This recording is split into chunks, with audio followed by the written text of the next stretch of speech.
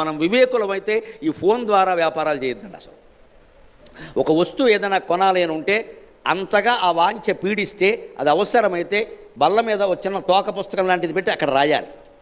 ఒక వారం రోజులు పోయాక మళ్ళీ ఆలోచించాలి. అప్పుడు కూడా అవసరం అనిపిస్తే మంచిది, ఇంకొక వారం వాయిదేవి పర్వాలేదు, కొంపలంటుకో.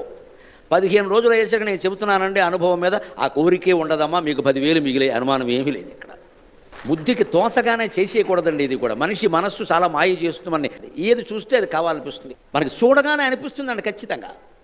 ఆ కోరికను కాస్త వాయిదా వేసామనుకోండి, కనీసం ఒక గంట వాయిదా వేయండి అనిపించదు. అప్పటికి పరిస్థితులు మారిపోయాయి. ఒక వారం అయ్యాక ఎందుకు ఉన్న కుర్చీలే ఎక్కువ, మళ్ళీ అది ఎందుకు అన్నాం. ఎంత కలిసి వచ్చింది? 25,000 కలిసి వచ్చింది. ఇప్పుడు ఏమైంది దరిద్రం? ఇదివరకు కూడా ఈ కోరికలన్నీ ఉన్నాయి, మాకందరికీ ఈ లౌల్యాలు ఉన్నాయి, కానీ మా దగ్గర డబ్బులు లేవు.